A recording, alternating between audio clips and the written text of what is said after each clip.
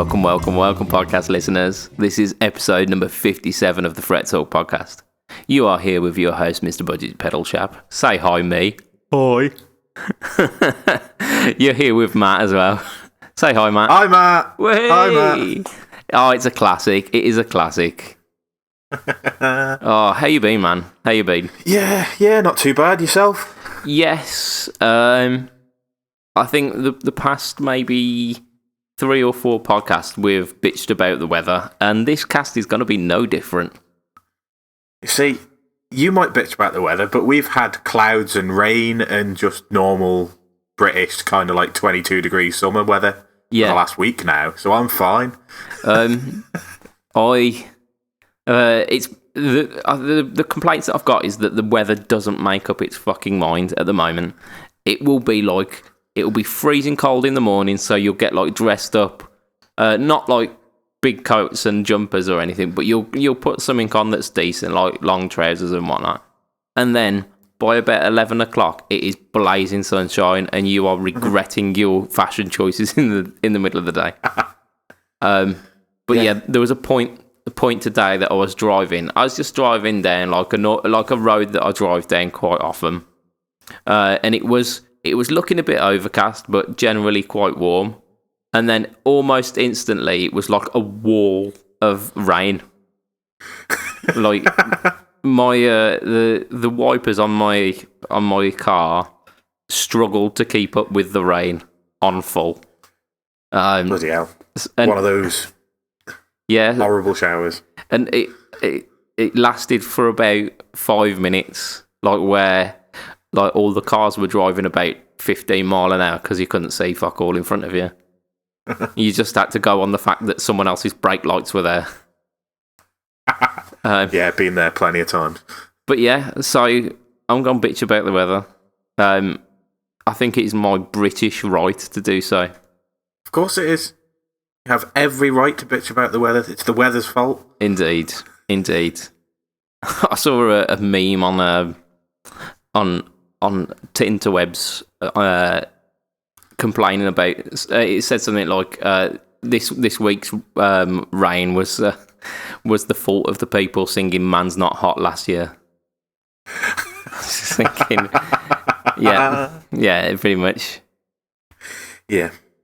I'll be honest. I'll put my hands up, and I don't even think I've heard that song, but it's so ubiquitous through kind of popular culture. Yeah. I would say live your life having never listened to it, if you can. That's going to be my mantra. Yeah, just avoid shitty kind of pop. What would it be? Like grime? I assume it's grime. Annoying is the only way I can describe it. Yeah, cool. So what you been up to this week, man? Let's stop with the negativity and get on with like guitar-y things. So guitar-y things, not much. I played a gig. Yeah.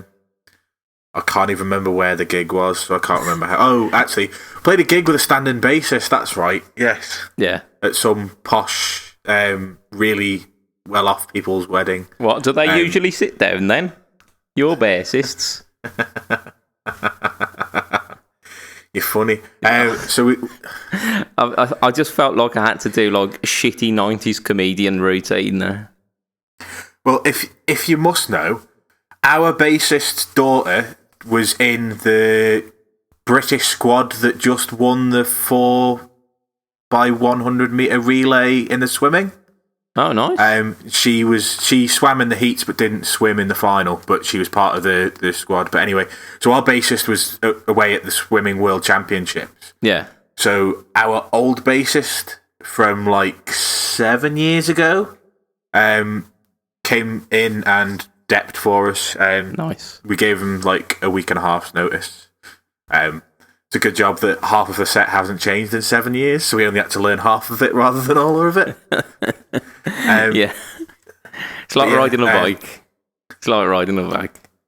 Well, I mean, he certainly, the second half of the set, which is pretty much the same, he had no problems with. The first half of the set, he was looking at me for cues or looking at the drummer for cues, things like that, but got through it all right. The the people at the wedding didn't notice. Yeah, it was all good. The people at the wedding seemed like the kind of people who thought we were beneath them. It was a very well-off person's sort of thing, with the kind of thing where you looked around and you thought those 8-year-old kids probably have more in their bank accounts than I do. Yeah. But so I mean, at the end of the day, money's money, and it? So yeah, well, that's it. And like, it was just kind of it was one of those gigs where you felt really out of place, apart from when you were playing the music. Yeah. So like when we had a 20-minute break in the middle of our sets, and like we were waiting around before and afterwards, and you just felt really awkward. Yeah. Because there's people in Dolce & Gabbana suits walking past you, and you're sat there in like Marks and Spencer's trousers and a white shirt. No wrong with Marks and Sparks, mate. No wrong with Marks and Sparks. They're in, but yeah, like I say, felt a little bit out of place, but got through the set. Actually, the guy that we brought in to play bass is normally a guitarist. He was a bassist for us, but hasn't played bass since he left the band, like I say, about 7 years ago-ish. Okay. So he used the other guitarist who used to be in my band, who used to be a bassist, his 51 P bass reissue, which is a cracking instrument. It's not got the like offset P bass pickup. It's got like a proper like normal style guitar pickup, it looks like, just with bigger fatter pole pieces. It basically looks like a quarter pounder. Yeah. Like a guitar telly quarter pounder, only with 4 pole pieces instead of 6. Yeah. And it's got the telly headstock and like the big scratch plate. I don't know whether you've seen the proper old 51P basses, but man, that thing looks badass. It sounds, yeah. It sounds. I'm trying to picture it, but maybe share a pic in the Yeah, I'll see if I can get hold of a pic. Yeah. Because, like I said, that bass, I kind of fell in love. We did the sound check the night before, and the guy who was playing bass couldn't make it because his actual band was playing on the Friday night. So I ended up playing bass in the like just trying to set levels and stuff, and kind of didn't want to put it down again. Fair play. I mean, that's testament to it itself, isn't it? I mean, the fact that you're not really bass inclined and you didn't really want to give it up. Yeah, like I say, I really enjoyed playing it. I will admit I was playing bass with a plectrum, so I am a cretin. But... I mean, that being said, I think, if I remember rightly, our good friend Moog pointed out that last week, the Fret Talk intro sounded a little bit different, and it's because I recorded the bass parts on an actual bass guitar. None of you noticed before that. Ha ha ha! I tricked you all. It was actually recorded on a Line 6 Variax set to an octave down. Nice. Put through like a bass sim, like a bass combo sim on the old Lappy Toppy. No one noticed, so. To be honest with you, I didn't even notice it had changed this time. The only bit I noticed is you used a different segment of lead for the outro. Aha, right, yeah. I thought I'd lined them up pretty well, but there you go. You get a little bit more of my kind of half-assed lead playing. I will re-record it one day where it's not just me rushed through like crappy recording, but it sounds alright. But yeah, I recorded it through an actual bass guitar, and I think I might have used a plectrum. Because I can use my fingers, but I'm not quite as good because I don't practice finger style bass too much. Whereas it's easy just to kind of lay down a nice simple bass track with a plectrum. Yeah, I mean, I was going to say something about not being very good at your fingering then, but I decided not to. Oh my. Well, I'll make up for it in other areas, don't I? Aye. It's the way to do it. We both took a victory swig then as well. Fucking hell.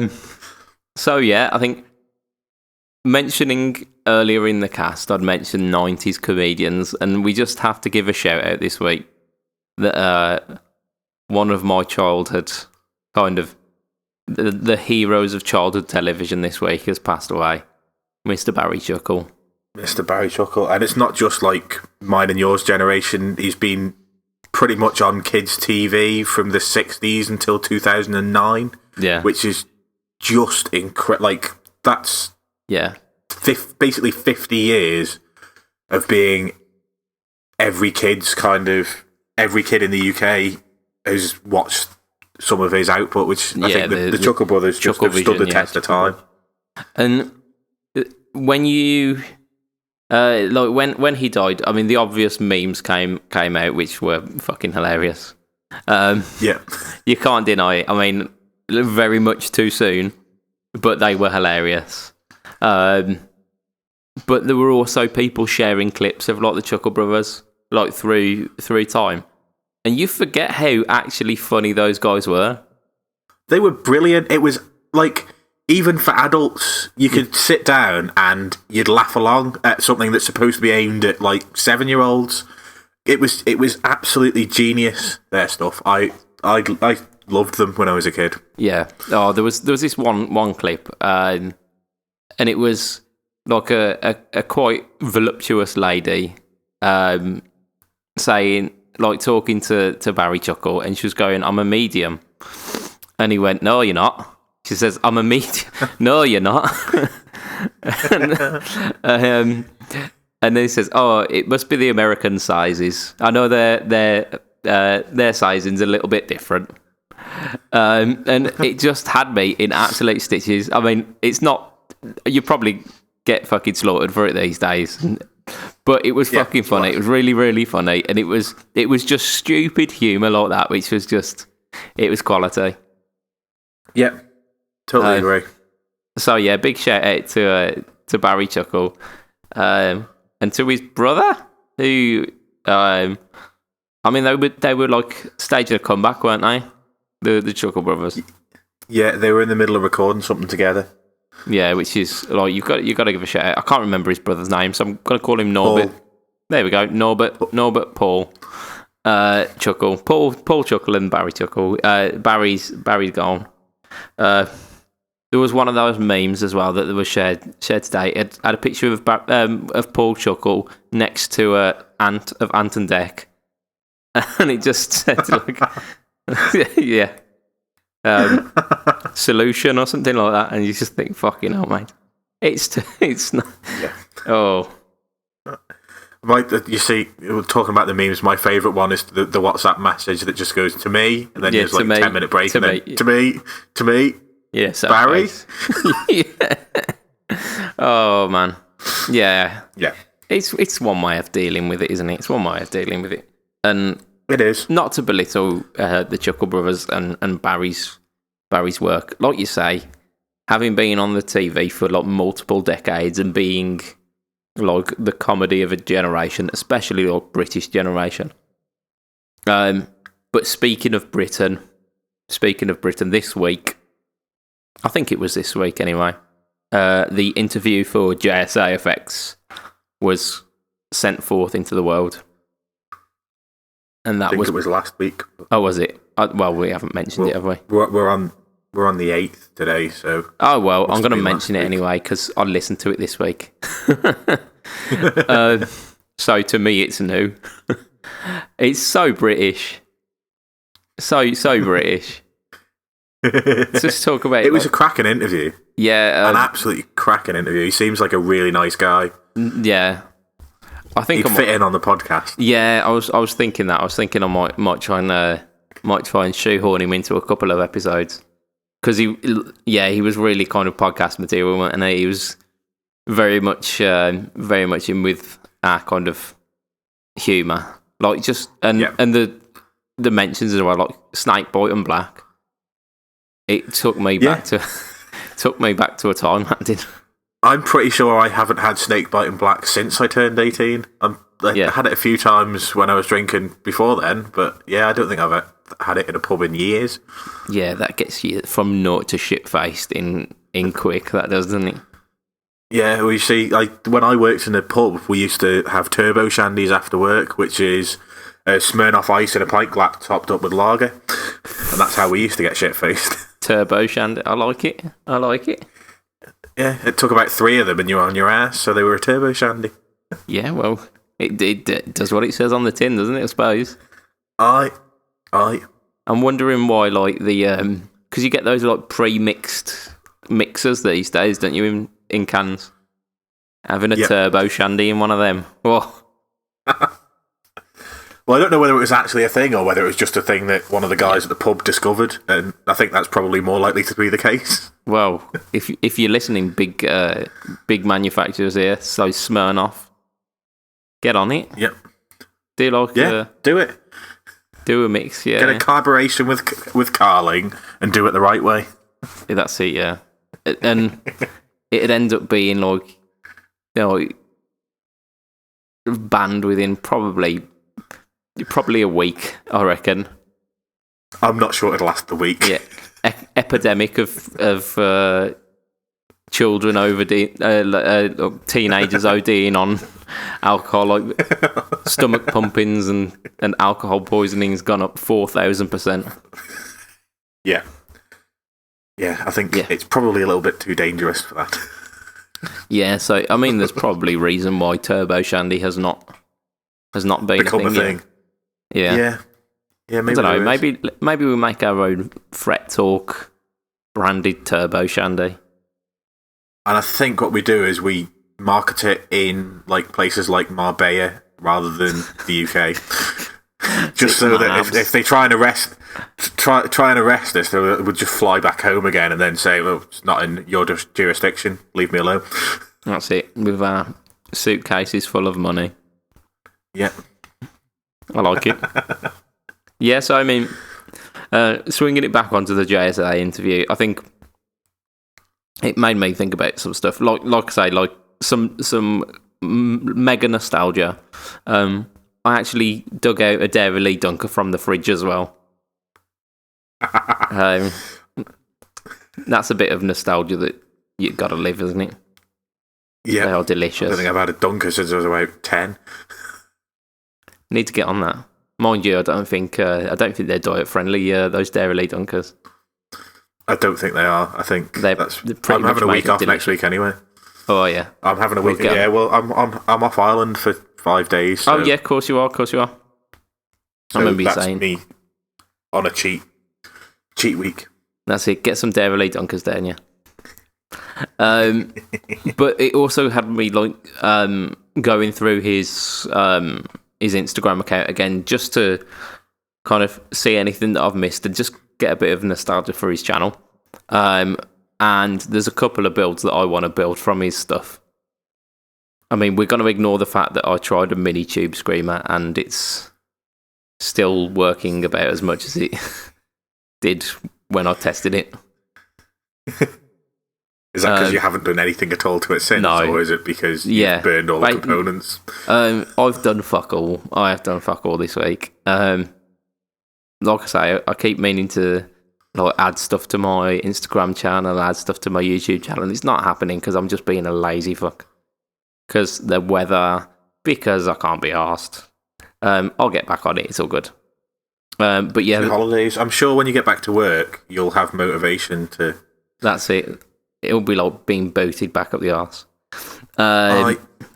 So a couple of builds of his. He's got like an optical compressor with a transformer in it, which sounds awesome. And part of the thing, like we were talking about on the interview, is that it's got an indication, like a level indication when it's been. When the compression's working, so it's like an LED that lights up. So it gives you the indication that it's actually working, because compression can be a tricky one to use. It's a tricky one to get very right. Much so. It's a tricky there one are a couple of pedals out there that have that in already. That the like LED that either gets brighter when it's on, when it's like. When the compression is actually happening and things like that.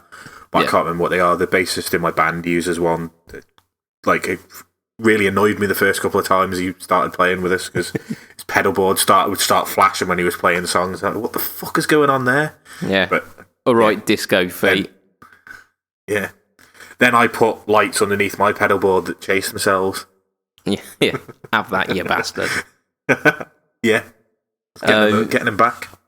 There's a mod for the Boss DS1 that uses an LED as a clipping diode, and you can have that where it pokes through the top of the enclosure, so you can see when it's clipping. That's quite a cool mod. Yeah. I think there's also a mod for the DS1 where you take all the circuit board out and replace it with something decent.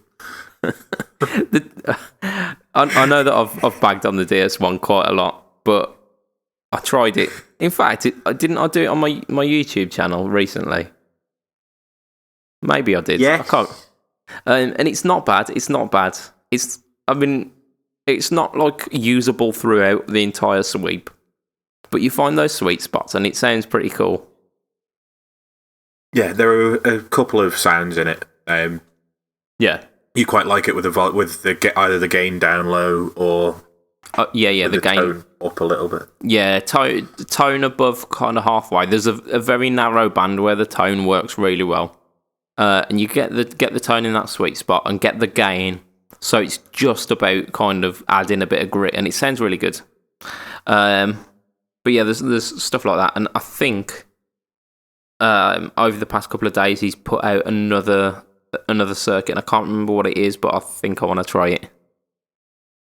So do it. It might be another compressor, to be honest. I want a compressor. Have you started the double or triple hotcakes that you were talking about yet? Yeah, I've wired both circuits, but I haven't tested them. And once I test them, then it's literally a case of boxing it up. Right. Okay. So it's like, but I've got so many projects where I'm like 2 steps away from completing it. And it's just me getting my ass into gear and actually doing those 2 steps. Have you done Jake's pedal yet? The Brutalist. Yeah. Again, I've tested it. It works. It's beautiful. I need to wire a switch to it, and then it's out the door. It's literally like probably about 6 wires away from being finished. Not even like, and none of the components need soldering on the circuit board. It's all done. I've tried it, and it's honestly, it sounds really good. So to Joe, if you are listening, Joe, be patient. It's coming eventually. I'll give you like a heavily discounted quote for it as well, because I've like basically pissed about with time. Yep. But yeah, so there's that. I mean, I've got something that's going to our Overlord Sai as well. I've got another couple of things which just need doing. So yeah, this is why I haven't started a business yet. This is because businesses what you don't do tend is to work. No. Set up your business, upfront payments, start the build, and then just never finish them. I believe that's classed as a scam. No, because you're intending to finish them, you just never get round to it. Oh, as long as the intention's there, it's fine. Yeah, that's your legal standpoint. I think you start them, and then when the bailiffs come around, you say, "Well, look, they're nearly finished. I'm nearly done." That's it. Yeah, they can have the nearly finished product, but it doesn't really mean much to them. I think there's a lot of Kickstarters that have done that, and I think if you do it on Kickstarter, you are fine to just do that. So yeah, it's in Kickstarter's terms and conditions.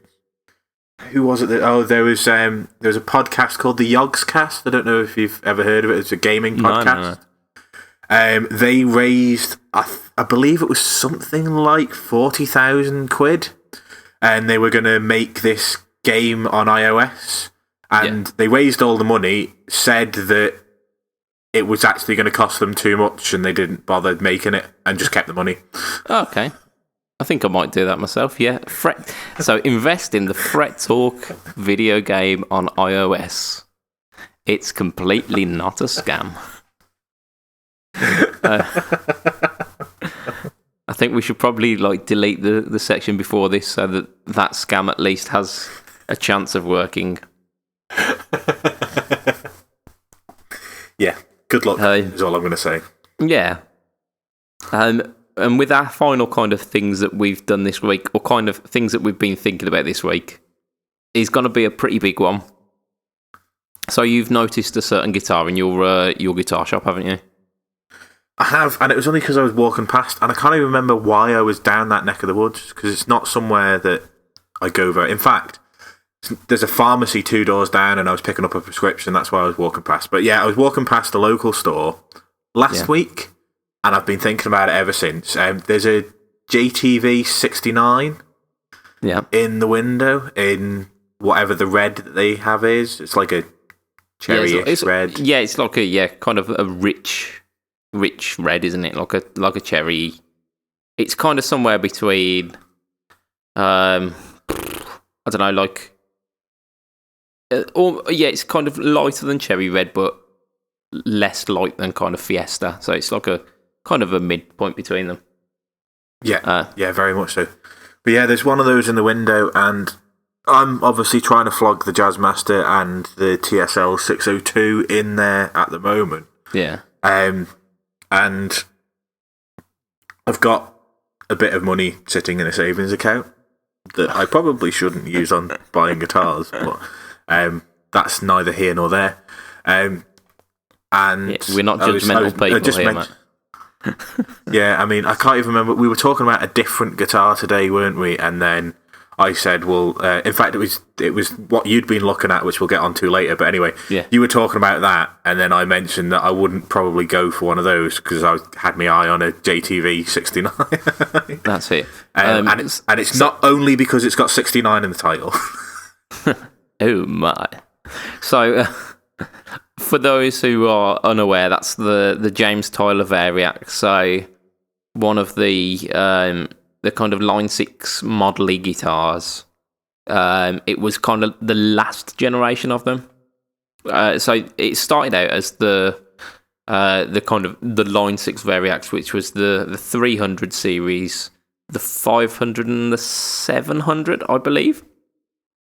And they basically kind of increased in quality and features, but all of them had the same kind of modelling technology in them. So the 300 was very much like a very stripped back, just it was a guitar.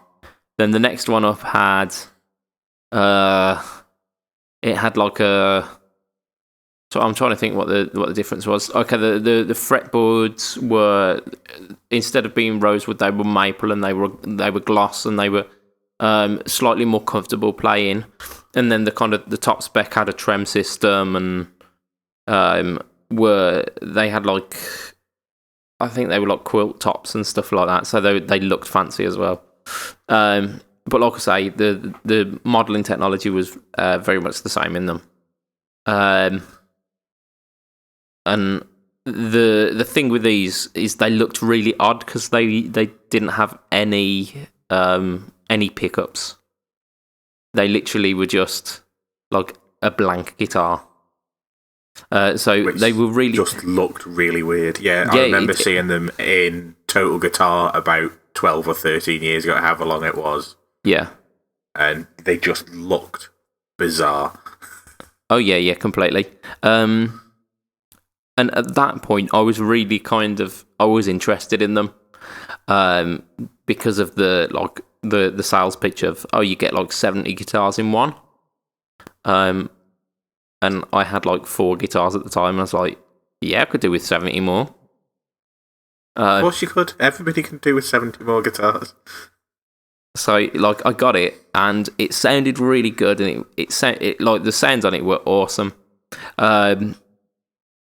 There were some drawbacks about it though, because I bought the cheapest one because I like I said, I had 4 guitars. I was quite studenty at the time. And so the kind of lower spec one, it weren't the greatest playing guitar. And I didn't really know a great deal about setting up guitars at the time. So it played okay, but it didn't play great. So that turned me off about it. But then also on top of that, there were 2 ways in which you could run it. So you could run it as a normal guitar, but you needed to plug like 6 AA batteries into it. And again, being a student, ain't no one got fucking money for 6 AA batteries. That's ridiculous. That's like £8 at those things. Yeah. It was kind of silly money. So 6 AA batteries, or there was like this. There was a DI box thing that came with the guitar, which allowed you to power the guitar. But it was powered through a very specific cable. So it was this Line 6 cable. And the one they supplied you with was a very specific length, and it wasn't particularly long. So essentially it meant that you were tethered to this DI box, which, not great. No. So because of that, I ended up using it for a couple of gigs and then gave up with it. I ended up actually selling it for, I think, for £90 or something. Ooh. I know, but then I ended up with my first Epi Les Paul, which started something special. That ended up being with me for ages, so I was happy with that. The next set were the JTV, so the next set on from that, it was almost like a decade, maybe even more. It was at a point where people had forgotten what the Variax was and ever could be like. And they came out with this collaboration with James Tyler, which, for those who don't know, it's quite a prestigious guitar manufacturer. Their standard stuff runs into the like couple of thousands already, but and they're usually like US made stuff. Headstocks ever. Oh yeah, the headstocks are absolutely appalling, and the finishes on some of them are not good. God awful. But they played better than the Variaxes. So they basically came out with 2 different models, if I remember rightly. They came out with like US made ones, which were like James Tyler guitars with Variax technology in them. Or they came as a Korean, like James Tyler designed version, which I think will probably be the one that you're going for. Which again they're not bad guitars at all. And I played one when they were kind of coming to the end of their tenure. And it played really well. It played really well. I didn't have enough money at the time to buy one, so I kind of let that slide.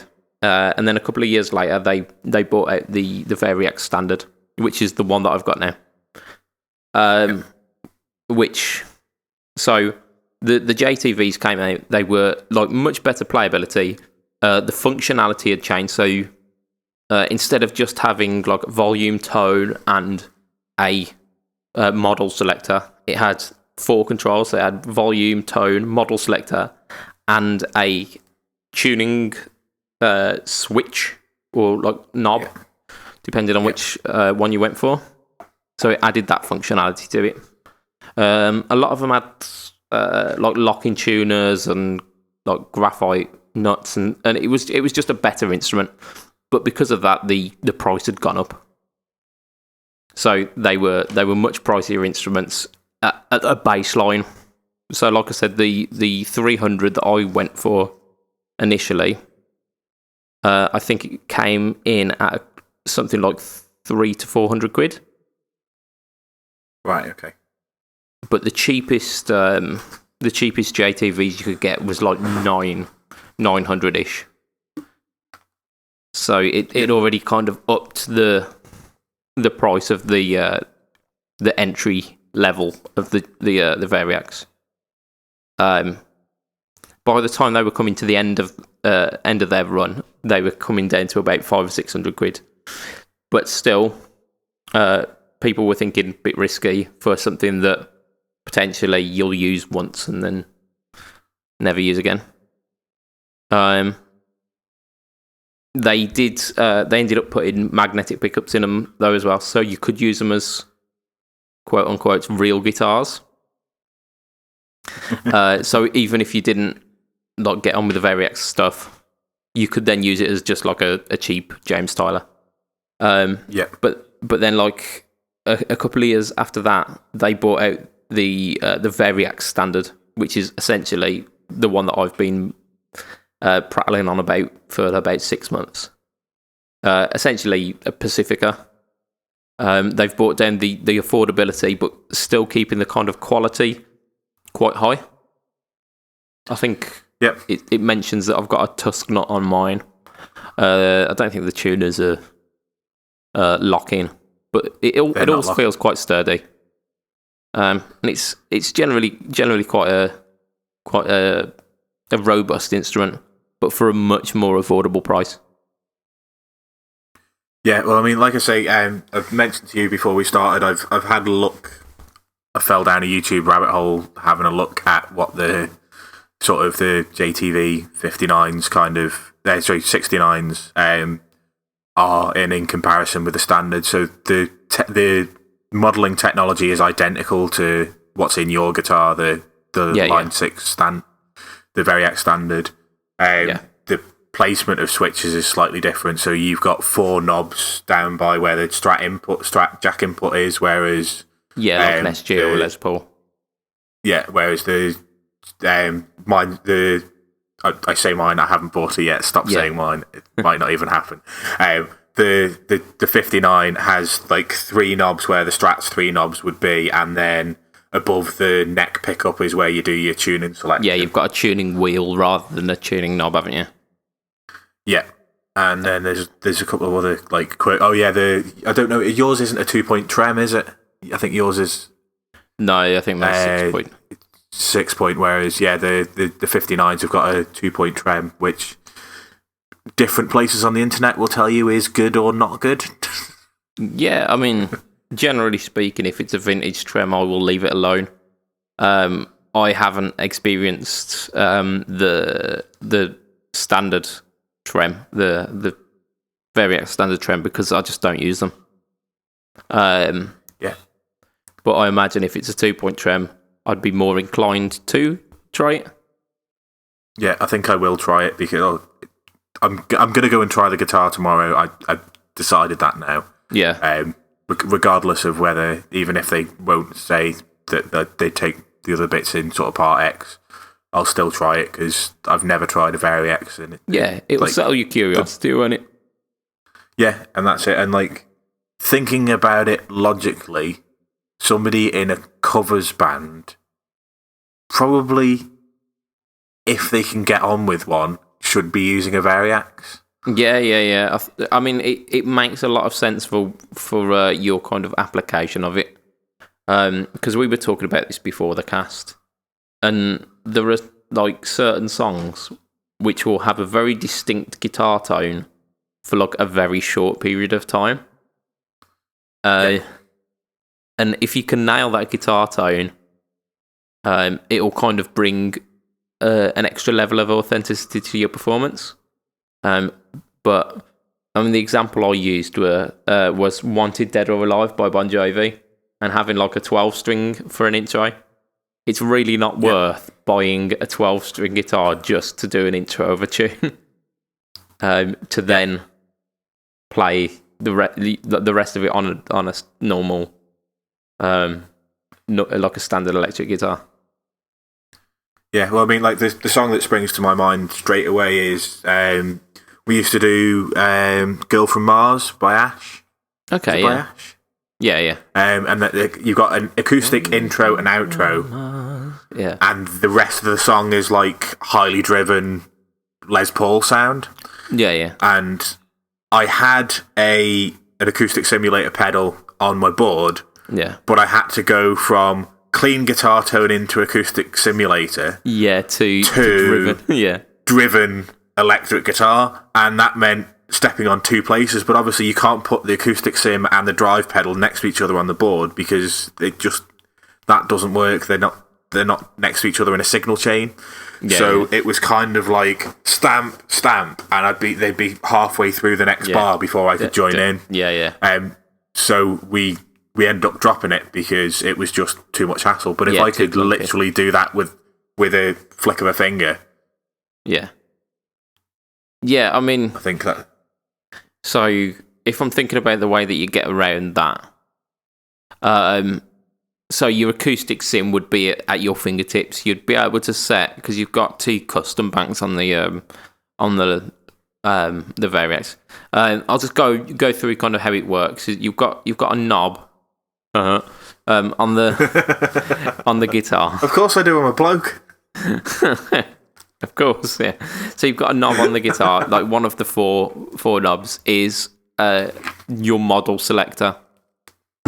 So it will select what the guitar is modelling, and the acoustic voices are quite far away from where the good electric voices are. So the Les Paul, the Tele, the Strat, all of those ones. Yeah. Are at the other end of the kind of the dial. So if you're doing that, it would again you'd probably be like a half a bar out.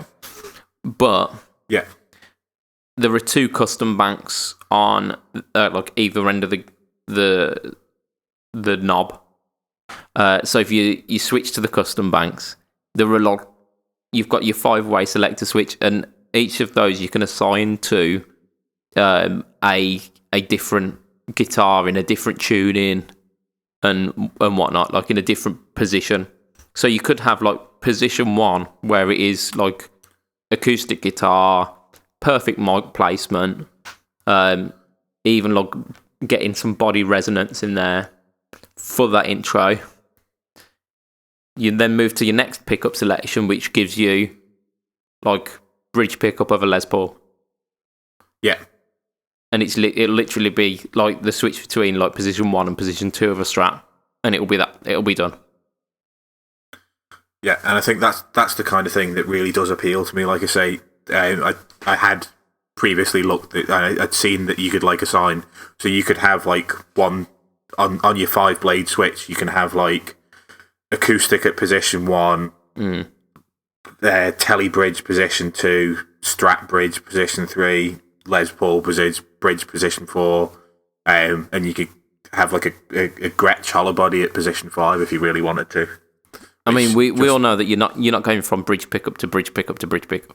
It's essentially you're going to have Les Paul neck pickup, Les Paul neck pickup, Les Paul neck pickup, maybe Tele neck pickup, Les Paul neck pickup, all on the same switch. Yeah. But ever so slightly different Les Paul. You've got a Les Paul humbucker, you've got a Les Paul P90, you've got a Les Paul with something else slightly blended out a little bit. That's it, yeah. Like you get the magnetic pickup stuck in there as well for a bit of clarity. Oh, yes. Can you... So, like, I know you said you can blend in the magnetic pickups and the... Yeah. Could you blend the magnetic bridge pickup with a neck pickup preset? That I don't think you can. I think it's set as to where your pickup selector is on the... So you would be able... So you could set, like...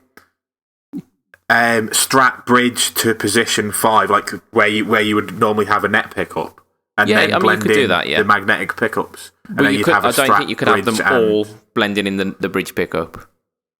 No, like obviously the 5-way is going to be selecting which of the magnetic pickups in, but you could put a bridge pickup where the neck pickup should be, and then blend that in with the magnetic neck pickup. Yeah.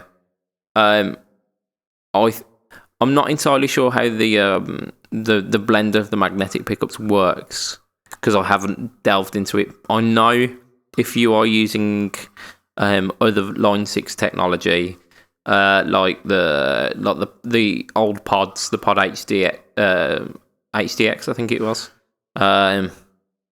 the Firehawk, I think has got Variax integration, and the Helix, of course. You can assign the blend to functions on there, and I think you can assign it to knobs on your guitar as well. But I think if you don't have those, you can set a blend, but it's not blendable. I don't think you can assign then like your tone control to blend in the amount of magnetic pickup. I think it's only like a set amount. You have to do that externally. Yeah, I think it's that's something that you do through the workbench, which is the technology that you use on the software, that you use on your laptop, to basically change the parameters, like do deep editing kind of stuff. Because you can get really, really into editing some of these things. And if you go on some of the forums, there are people who have like fixed certain models. So like the Strat model, people often complain that it's a bit thin sounding, and that you can. It's a Strat. Yeah, but so I think I've done this for mine as well by adjusting the the hypothetical volume control resistance and the tone control resistance. It gives it a different characteristic to the pickup. So it's like actually taking a normal Strat apart and changing your capacitor values. Yeah. I mean, you can change capacitor values on it, but you can change so instead of it being like a 250k pot, you could change it to a 100k pot, or like a 500k pot, or a meg pot. Jesus Christ! So there's like a gazillion applicable sounds. Then, if you can like mess around with that kind of thing, there must. Yeah. I think. I have only scratched the surface with it, and if you go into these forums, you can get super, super fucking nerdy with it. That sounds amazing. Like, it sounds scary, but it also sounds amazing. Yeah, and I think the thing that we were talking about before the cast went on. I mean, there's so much more that we can talk about the Variax, and I think we're 40 odd minutes into the cast now, and we've pretty much only talked about the weather and the Variax. So, for the sake of our listeners, and not kind of it just being the Variax cast, one of the things that we were talking about before the cast was that Line 6 very much encourages you to buy their other products. Like I said, like the Pod HD, the Firehawk, the Helix, they all have the L6 link, which basically allows your effects to interact with your guitar. And this was one of the things that I was mentioning to you before the podcast, and you again were like mind blown completely. Is that you can set like presets on, say for example, you're using your Helix that you've now got. You were using a Helix, and you had like banks of your effects. Your bank one could be like Strat bridge pickup through certain amp, certain effects, blah blah blah. Bank 2 would then switch to a completely different model, a completely different pickup selector. It could even set the hypothetical volume you've got on your guitar and the tone control on your guitar to match your next patch. It's just incredible, and this is what they sold people on that. What was it called? The Dream Rig. Yeah, it was 15 years Pod ago. HD, the Line 6 DT series of amps. 25. Yeah, because the Line 6 Variax linked up to the pod, which then linked up through L6 link to the amp, and it would then switch the amp features as well. So it'd switch the settings on the amp, because it was like a It was an analog amp with digital routing. Yeah, which like I know. I think Andrew Ferris had the whole thing, didn't he? And he's never ever impressed by it. But like, yeah, like although he sold his Helix, and there's people out there that are saying that maybe the Helix isn't quite there. Yeah, there are still a lot of, like, you're going to fool anybody in an audience with a Helix. Yeah, I mean, I've mentioned on a number of occasions that you probably only need to get 50% of the way there to fool an audience. Yeah. Well, to fool like 90% of your audience.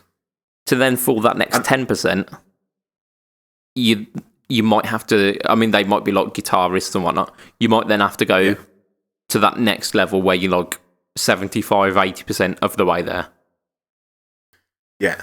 And that's it. And like, I think we're now at a stage where the Variacs, either the Variac Standard or the JTVs, plus a Line 6 Helix, would probably be what that Dream Rig claimed it was. Yeah. You'd probably get 75% of the way there. Oh, I'd probably sell it more like 95%.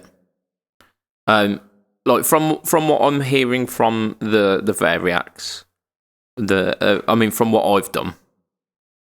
Yeah. I've mentioned to you, I've mentioned on the cast as well, that in terms of like feel and in terms of sound, if you were to record that, and like put that sound onto like a professional recording, you'd fool 99 out of every 100 people. Yeah. You would fool them into thinking it was that guitar being played on that record rather than it being a model of that guitar. The kind of 10% which it falls down for me is the guitar feel, the kind of the player response, and the kind of harmonic richness that you get from a note that's going through a magnetic pickup, going through a real amp, and going through so on and so forth. And that is something which is almost imperceivable to the listener. And in fact, if it wasn't me who was playing it at the time, and I was listening to someone else play it, I would probably be fooled. I mean, it only takes you to go into YouTube and listen to Paul Hindmarsh, who was the guy who does a lot of the demos for the Line 6 stuff in the UK, and listen to him playing through a Variacs. I think he did it in the Andertons YouTube channel back in the day with the Dream Rig. He does it for stuff like the Line 6 Amplify TT, which is their it's like their almost audio interface version of the Amplify, and he'll just do like a little recording through the Variacs into that onto his computer. And the Amplify stuff was basically quite budget friendly. Yeah. But the recordings that he does sound good enough that you would be fooled into thinking that they were like professionally recorded. So I've got no doubt that the Helix, which is like 10 years and like 3 steps above the Amplify stuff, would absolutely fool anyone. And if you can get around that, like that 10% of player feel, then for most applications, especially like the kind of wedding band kind of stuff and that kind of covers and functions, it would be ideal. Yeah. But it's like I say, it's that 10% in terms of like feeling as a player, that little kind of 10% that niggles at you, and which is why I've got a Line 6 Variacs, and I will happily take it out and use it. I'll use it for shows, and I'll use it for for all manner of other things. I'd happily take it to a rehearsal and use that as my only guitar there. But it's not the only guitar I will ever have, because that 10% is still missing. Yeah. And, like, I think that's the thing. Like, it's the same with modelling now. Like, modelling has got to the place with the Helix where... Sorry, amp modelling. Where, like you say, again, you get sort of... You'd fool the entire pissed audience if they were all drunk that you were playing through a Marshall stack and you're actually playing through what is basically a computer on the floor. But for you, like, I know the reason Mr. Ferris sold his was because he said it sounded like an amp in another room in a studio. Yeah. Rather than a live amp. And he, like, it sounded like that amp, just not how the amp would sound if you were in the room with it. It sounded like it was in the next room with a microphone in front of it. And like how they'll ever manage to sort of get rid of that, I'm not sure they ever will. But it's to the point now where the amp modelling software is so good, and I think more people are coming around to the guitar modelling side of the Variax as well, I think. Yeah, I mean, they've been hugely popular. And the guy from 12 Foot Ninja, Stevic, he's also been an absolute huge advocate for it. And the fact that his guitar has sold absolute shitloads, and so much so that they've now brought out a standard tuned version of his guitar. Yeah. So I mean, it's going from strength to strength, and the fact that they, I think they're probably about 4 or 5 years into the run of the standard now, and it's going nowhere. They're still in shops. They're bringing out new finishes, and they're still producing them. It seems like almost like everyone has got one that even if it's not their main guitar, they've got one as like a really cool backup instrument, or like a really cool studio tool or whatnot. They just seem like another type of guitar that all guitarists seem to want to have. So yeah, you've got to have your Strat, you've got to have your Tele, you've got to have your Les Paul, you've got to have a Variax. Yeah, and I think I'm coming around to that now. I was very much adamant that I didn't want one, but I'd never looked into the JTVs or the standards because I read those articles about the original Variax 300, 500, 700 back in the day. They looked really weird, and the technology wasn't at the same level that the technology of the current ones is. And I'd written off like anything with Variax. To me, I just didn't particularly pay attention to. Yeah. The more you've spoken about it, there's a couple of people I know that have got the Variax standard over here. I'd never seen a JTV over here before, but I'd seen a couple of the Variax standards. I've not had a chance to play one yet, but I know people that have got them, and I think people are coming around to the idea that maybe guitar modelling is something that is great to have as a backup, like you say, as a backup guitar. If you've got a set where you need Strat sounds and Les Paul sounds, rather than bringing 4 guitars to a gig, if you snap a string on your Strat and you can pick up a Variax, or if you snap a string on your Les Paul and you can pick up a Variax, there's one less guitar to take to a gig. Yeah. Yeah, absolutely that. I mean, it's almost like the ultimate backup guitar, isn't it? Even if you've got your Les Paul, which is your go-to and is your bread and butter, the one that you'll never put down. If the string snaps on that and you've got the Variax at your side, you can then dial in that Les Paul tone and just keep going. Yeah. Right, I'm gonna whisk us away from the old Variax Line 6 talk, because we've got some kind of we've got our news segment this week, which is essentially because there's no news really happened. This is the what the fuck I want to talk about news. Suedo news. So yeah. So this week, I saw some advertising from a guitar shop. So good they named twice, but I'm not going to name the name. Basically, it seemed like it was targeted to exactly my brain thoughts. But it wasn't one of those targeted thingies. It was like a video. So unless they are literally marketing their market towards me, this was a very coincidental bit of marketing. So they know that you and Yeomans go there fairly regularly, so they've do clearly been thinking they've been briefed on the situation. You in the background. That's it. This man has money, and we want that money. So, for those who don't know, my go-to guitar is an LTD Tele copy, essentially. It's called a TE212. But I've also got another one called the 202, which is the same but with a humbucker in the neck. These were around about 4 years ago, and then that model got discontinued.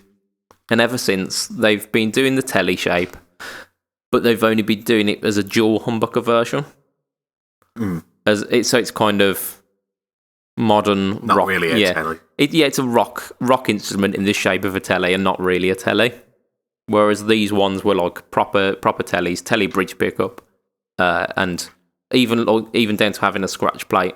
Whereas the TE4 400 range, I think, were the dual humbucker ones.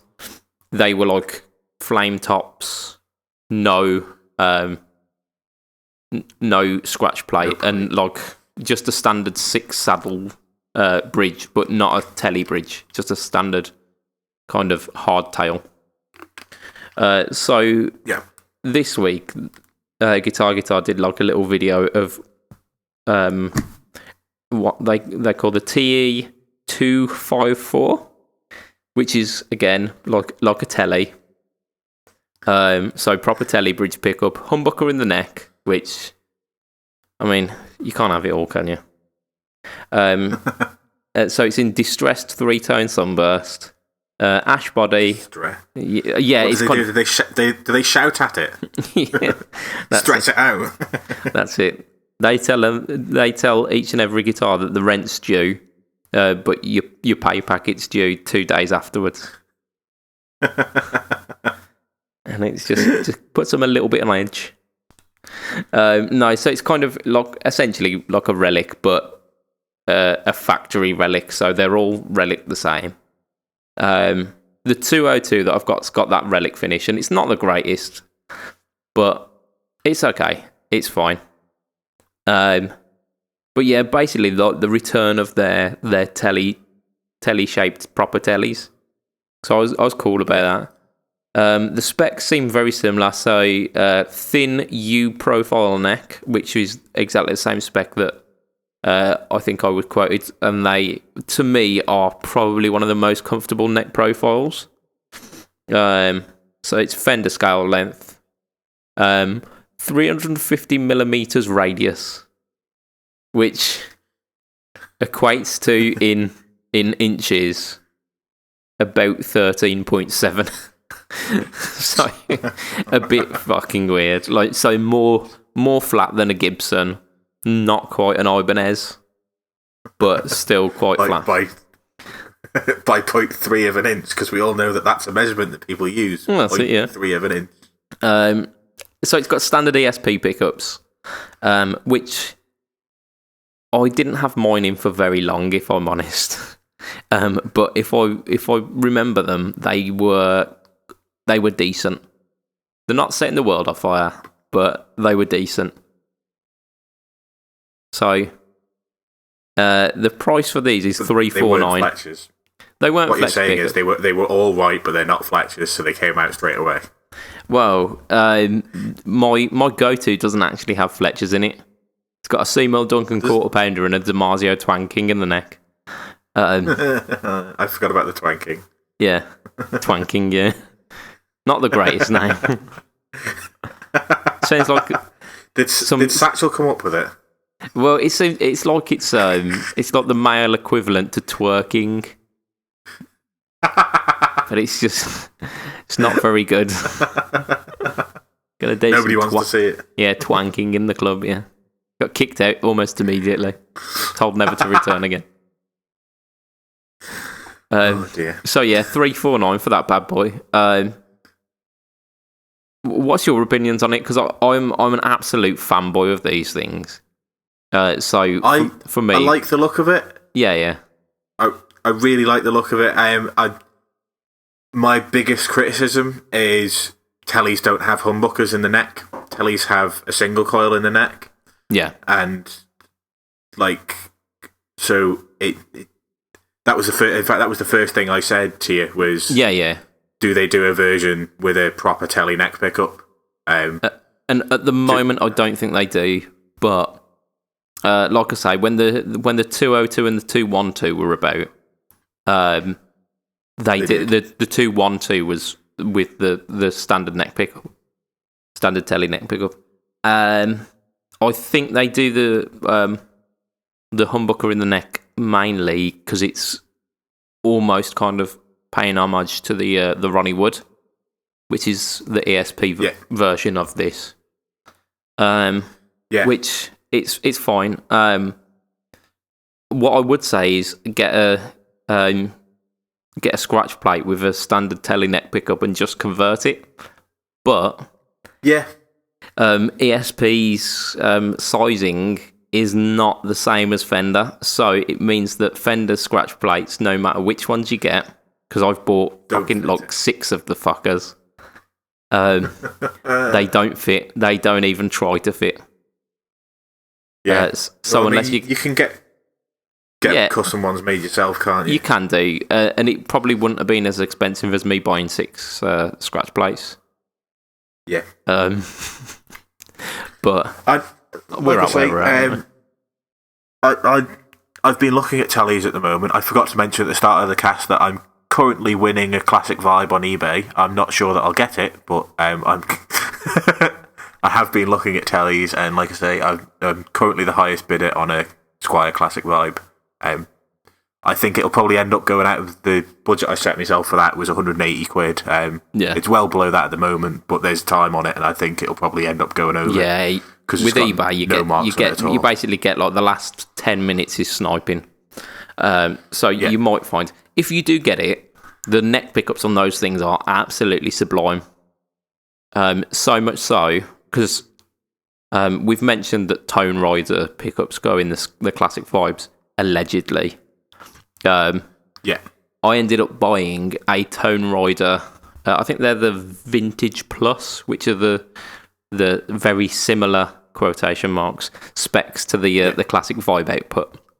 And I ended up taking out the Fender pickups in my thin line telly and replacing the neck pickup with one of the Tone Rider ones because it sounded better.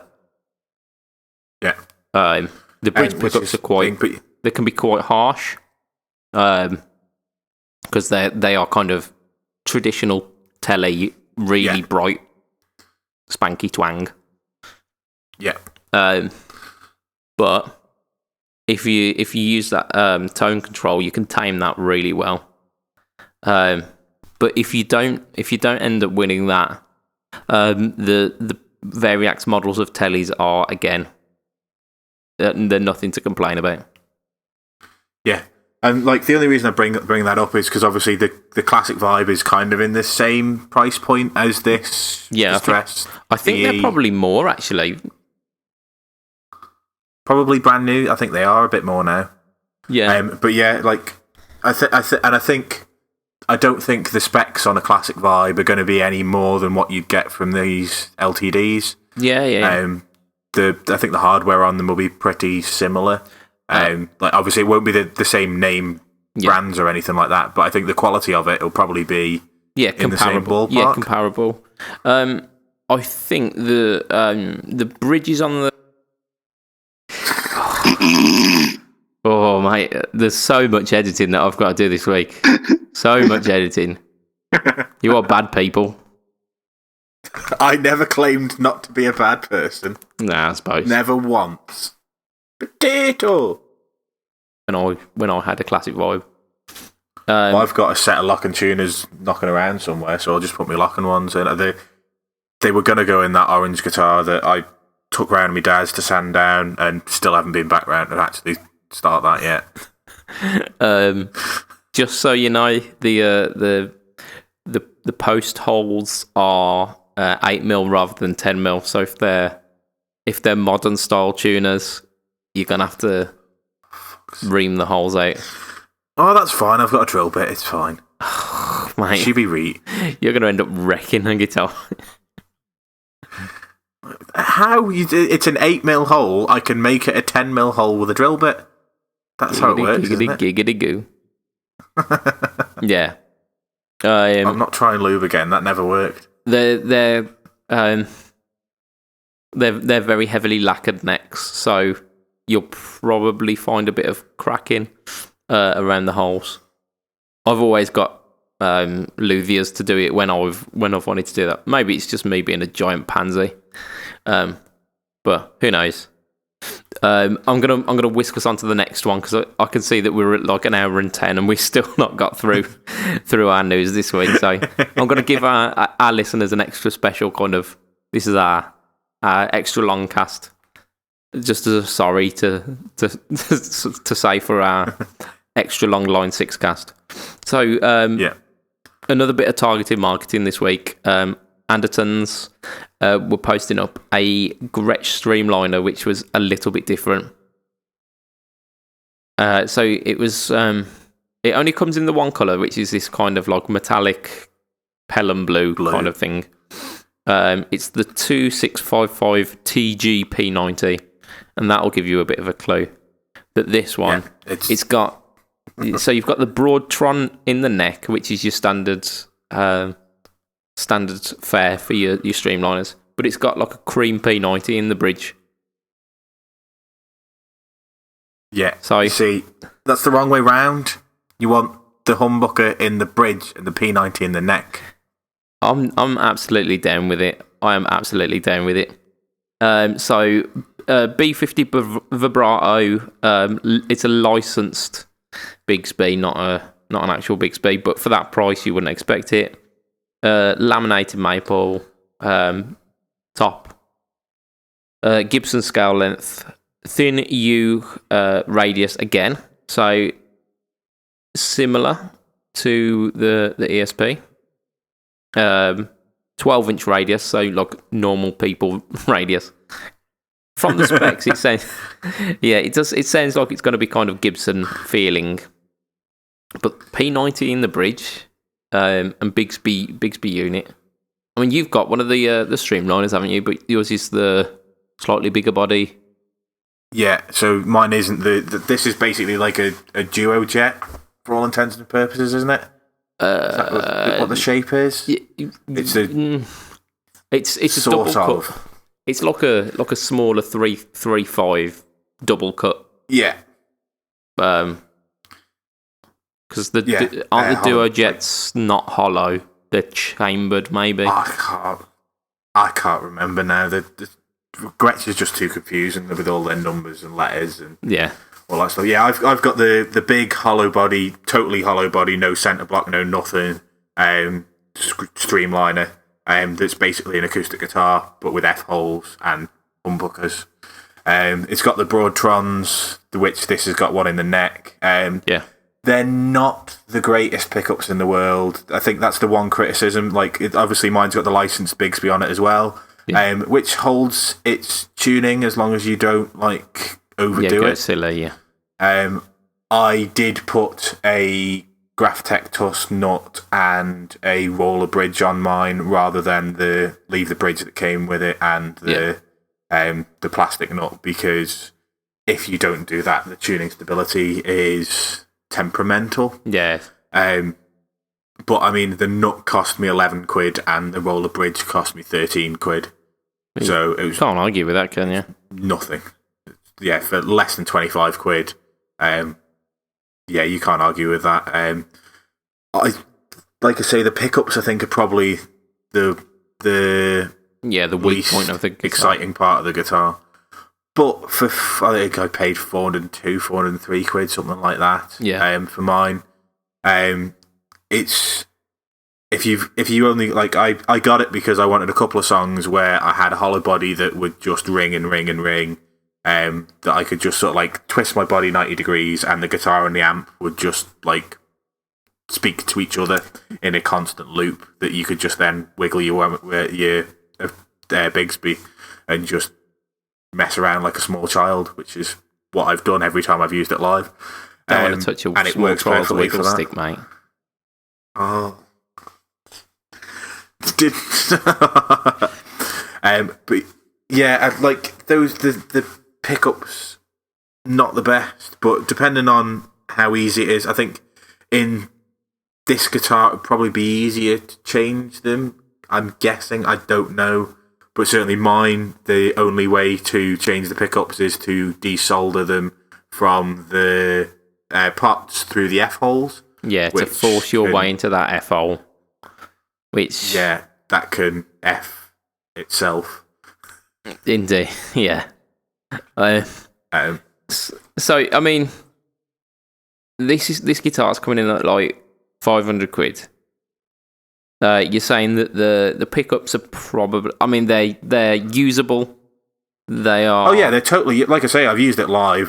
I wouldn't say they're unusable. Yeah. They're just not. They're not going to set the world on fire. Yeah, they'll do. Much like the ESP standard pickups, they do the job. They're not offensively bad. They're not world-changingly good. So if you want to do a little mod to it, and you want to kind of make the tuning stability enough so you can use that Bigsby, an extra 25 quid, so that's 522, is it? 523? Yeah. There you go. Let's say 525, just to make it nice and easy. And then add on top of that another 75 quid for some Fletcher pickups. That's 600 quid. You've got a pretty decent. A really, really cool looking instrument. Yeah, I think the fact that it's unashamedly got a P90 in the bridge and just a completely fucking different pickup in the neck. I love that. It drives certain people mental. But I love it. Like, I don't mind that. It's when you've got like Yeomans has got with a covered and an uncovered humbucker. And one of the guys in the band that sacked me last year, had a Zebra pickup in the bridge and a normal humbucker in the neck, and that drove me insane. Like literally to the point where I wouldn't look at him when he was playing that guitar because it just. I don't know what it was about it, but it just ground my gear. I just can't stand things like... If it's two different pickups, it's two different pickups, that's fine. But when you've got two that should look the same and they don't, that's wrong. My Les Paul, for the longest time, had a Zebra neck pickup and a standard black bobbin bridge pickup. No. No. I loved it. Because I did have two Zebra pickups. I had a Seymour, not a Seymour, a Super Distortion, a DiMarzio Super Distortion in the bridge, which was a Zebra, like cream black, and a DiMarzio Air Norton in the neck. But the more I started playing it, and the more I realised that the bridge pickup was insanely, the output was like insane, and it was very childish. And the neck pickup was just like sweet bluesy goodness. So I went and bought something which was a bit more PAF voiced, it was one of the Joe Satriani pickups, and I think it might have been a Mojo, so kind of hot PAF, but I got it off eBay and it was black. So I had that installed. To be honest, I thought it looked banging. I thought it looked really good.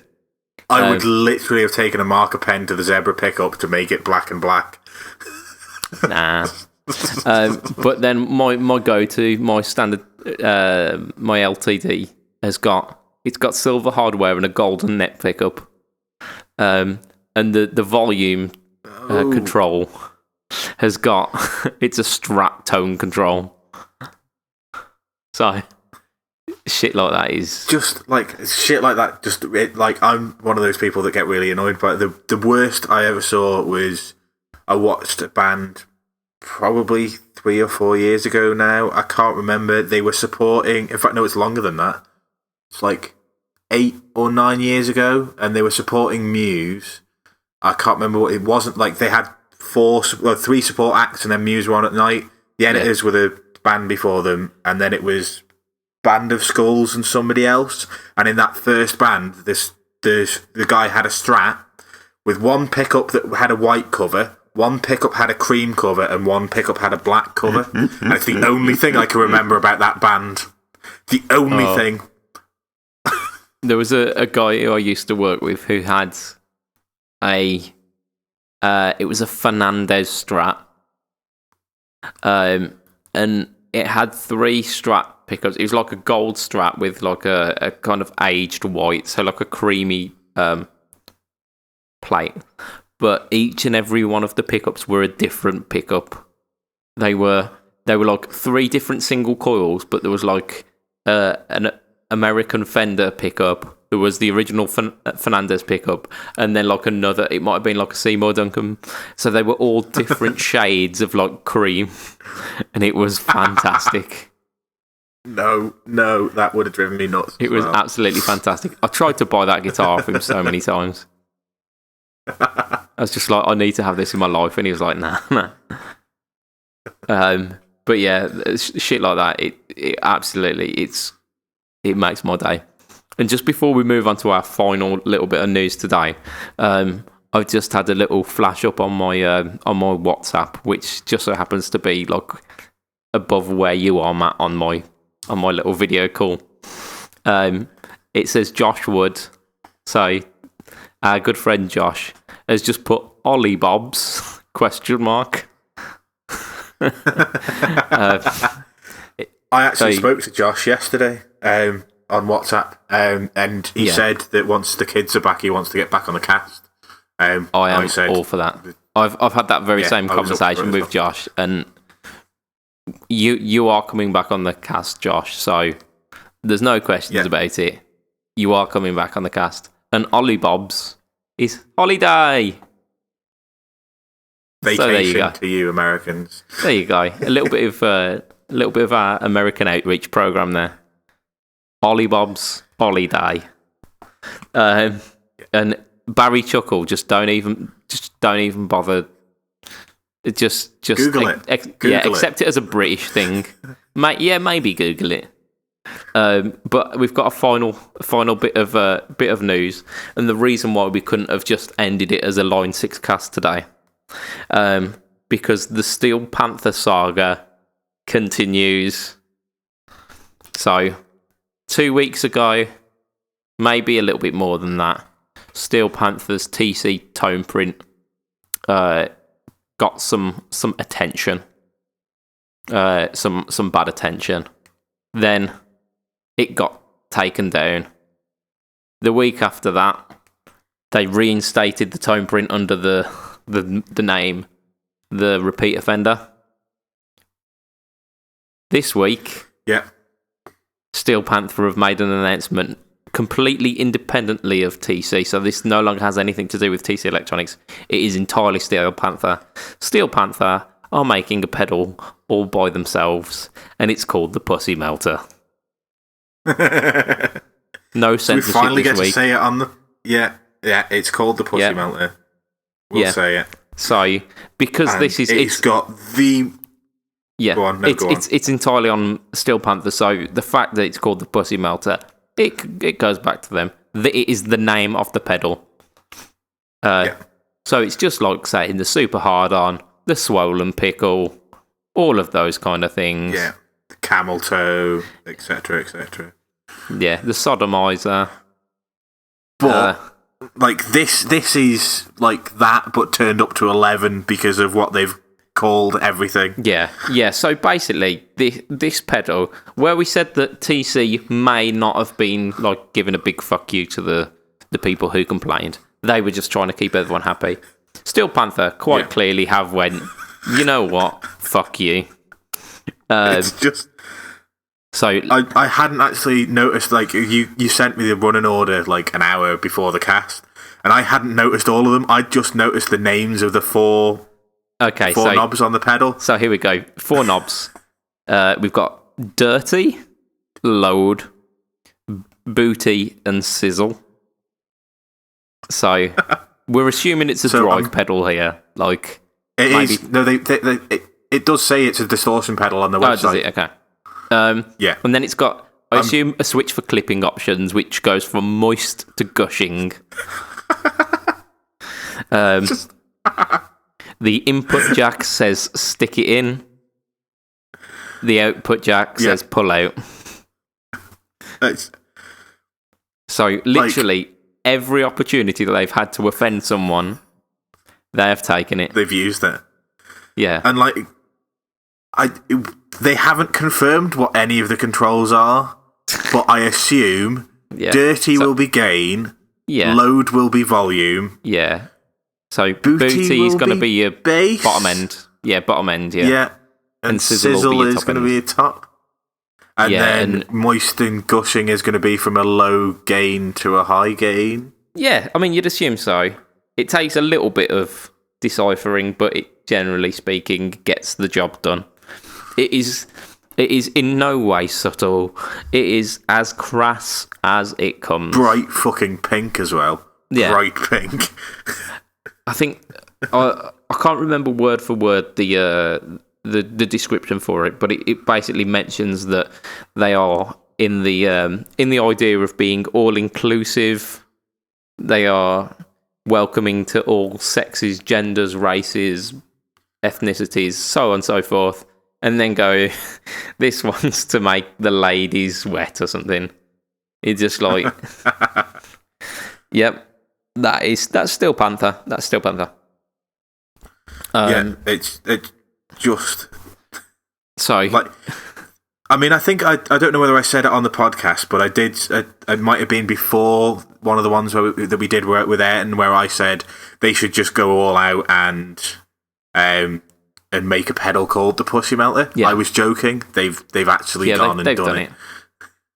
But yeah, I mean, I've got the press release that they gave. It was the same on their Facebook and Twitter page, but basically it says, we respect and love the freedom of speech afforded to all citizens of the US. They're basically using the freedom of speech to say, yeah, you've taken this down in an incorrect way. Like, so we've brought it back out, and they said, we support the right for people to express themselves no matter where they are in the world. We welcome all races, genders, and sexual orientations at our show that celebrate everybody's individuality through playing and, of course, love of heavy metal.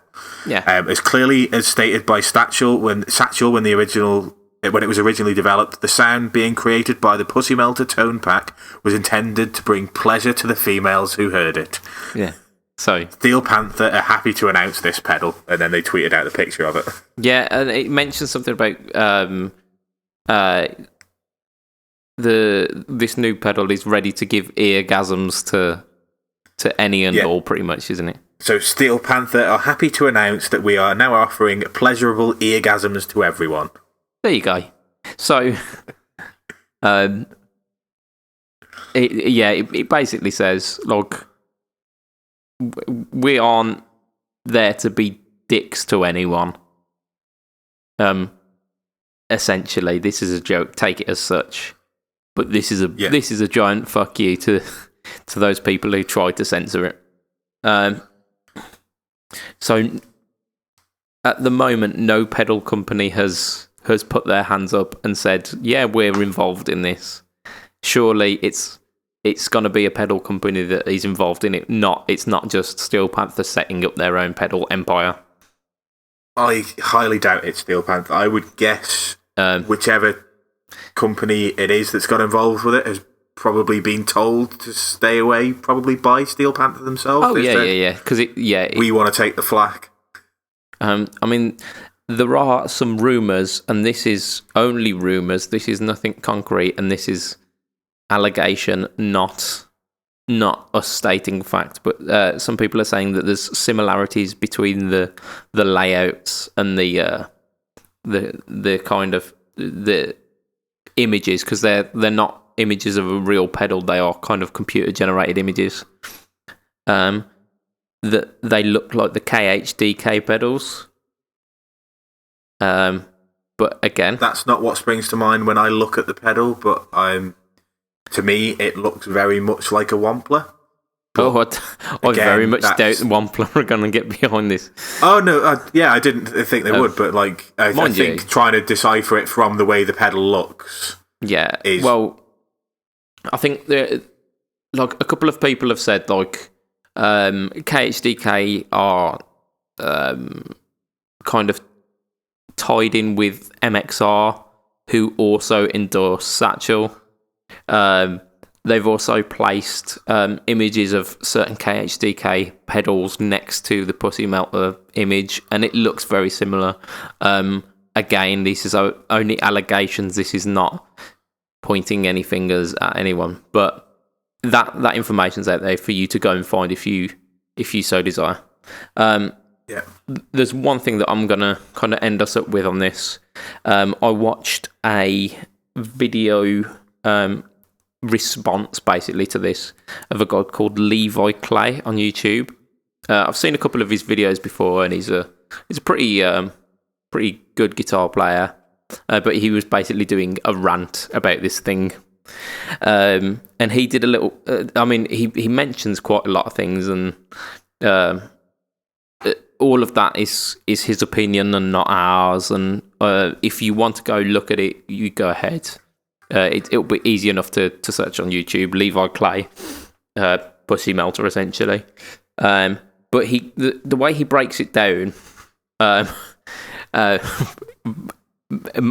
made me laugh, at least, anyway. So the kind of logical process of it is that this group of people who were offended kick up a fuss about the TC tone print.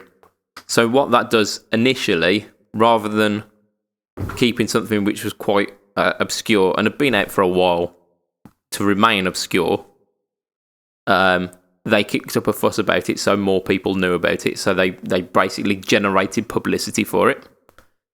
Yep. Not gonna lie, I didn't even know Satchel had done any tone prints, and then this happened. Yeah. So that then produces a little bit of publicity for it. Because of that publicity not all being generally favourable, TC removed the tone print. But then by reinstating the repeat offender tone print, kicks up more publicity, not for the people who were trying to get the publicity in the first place, or who were writing these articles about, oh, we've won the battle against sexism in the music industry and whatnot.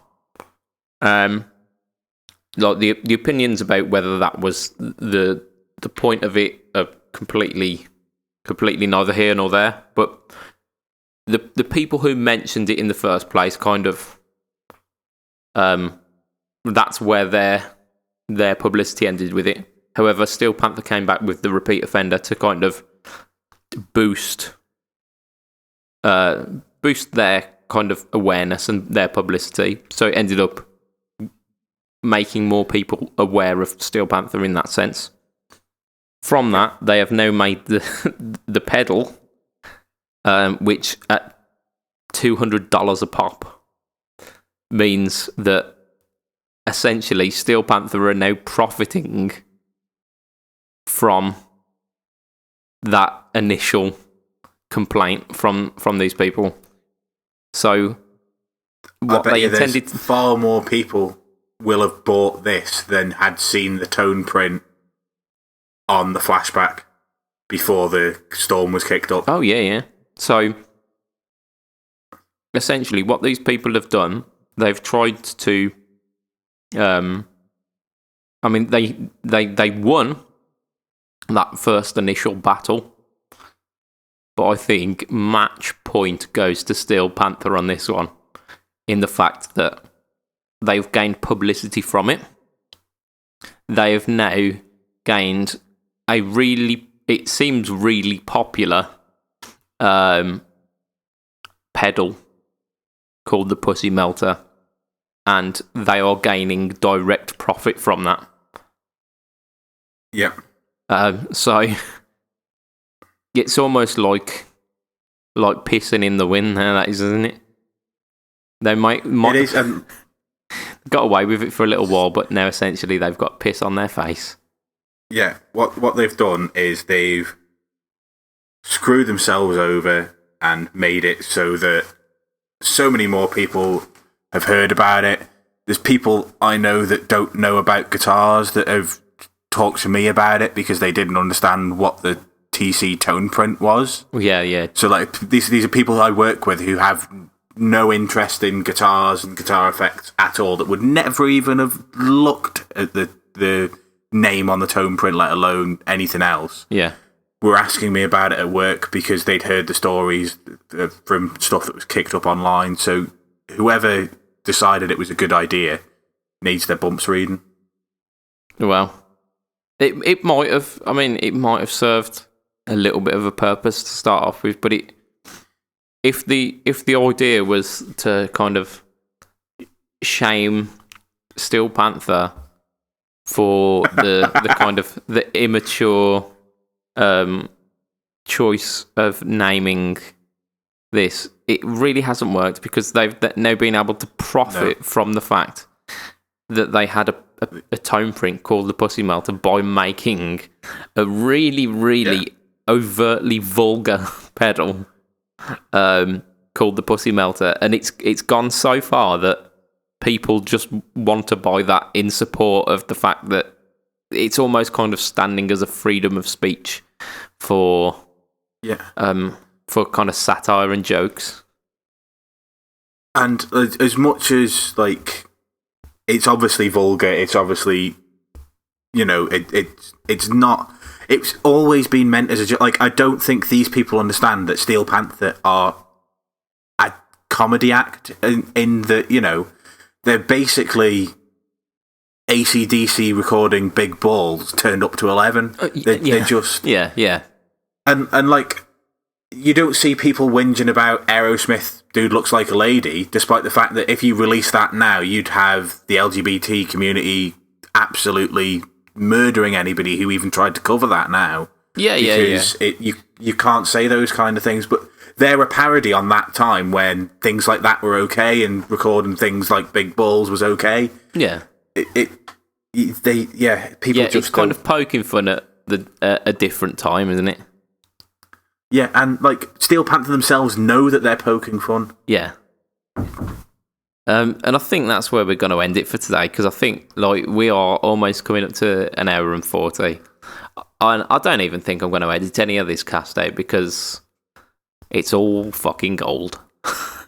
I don't know. It might be. I'll have to listen back to it. So, if you want to find us on Tinterwebs, Heel_MattQ, Twitter. Correct. Boom. Bad Bookers Podcast to find Mr. Matt Quine. With an upcoming pay-per-view of All Ladies, was it? Yeah, that's in October, but they announced it the other week. We spoke about it a little bit on last week's podcast. We'll delve into it in more depth when it's just around the corner. We're a week and a half away from SummerSlam. By the time this podcast comes out, SummerSlam will be on Sunday, which is like the big summer pay-per-view. There's like smaller pay-per-views, and there's the big four, and this is the summer massive pay-per-view. So there'll be probably a ranty podcast out just before this one is released. There'll also be further ranty podcasts, because the story build-up in the WWE to this pay-per-view has been pretty poor. So, I mean, you heard it here first. Wrestling is wrestly. Yeah. And wrestling sometimes is good, but sometimes is very silly. Very much. Which is why I enjoy it. Very much like the world of guitar, isn't it? Really, there are parallels there somewhere. Yeah, very much so. So yeah, if you wanna catch me, Budget Pedal Chap at Instagram, /Budget Pedal Chap at Facebook, Budget Pedal Chap on YouTube. I swear I will get some stuff coming out. I'm thinking about doing some more kind of listener interaction, viewer interaction kind of stuff with YouTube, and getting some reviews from other people reviewing their budget pedals and perhaps featuring them on the channel. So yeah, because I'm quite interested to get the viewers involved with that one. If you want to catch us as a podcast online, you go into the Fret Talk podcast group. You can put your news stories and whatnot into there, and basically share some stuff.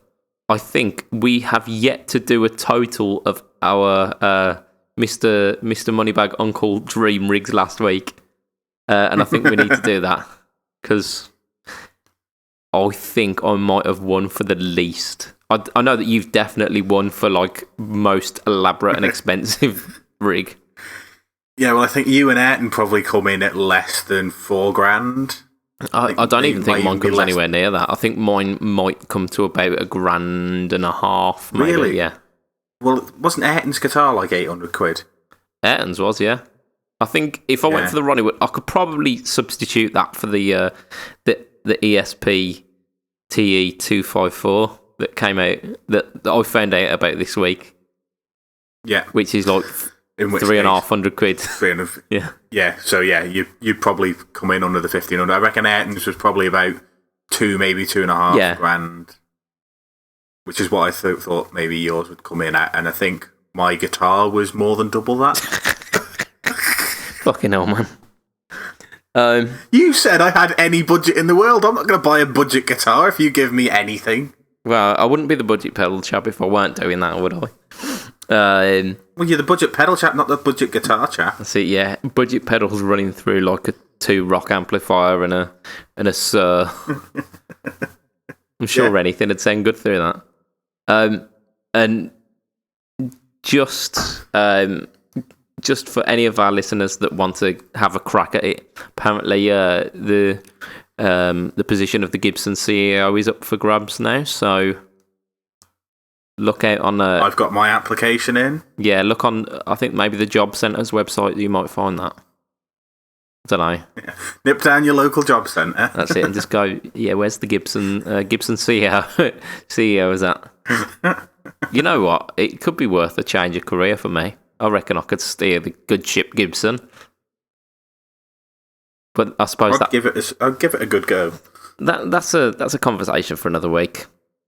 So, from myself, Mr. Budget Pedal Chap, from your other co-host, Mr. Matt Quine, I'm going to say thank you for listening today. Thank you for bearing with us with the Line 6 podcast talk. And it's going to be a goodbye and good night from me. Tatty bye. Goodbye and good night. Ollie Bobs. Ta-ra. I'm on my Holly Bobs next week. Indeed. Ollie Bobs.